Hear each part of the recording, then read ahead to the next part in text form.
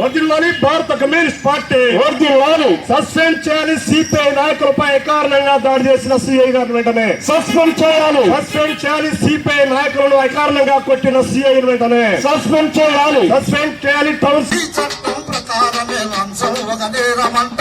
ఈ చట్టం ప్రకారమే లంచం ఒక నేరమంట. ఈ చట్టం ప్రకారమే లంచం ఒక నేరమంట.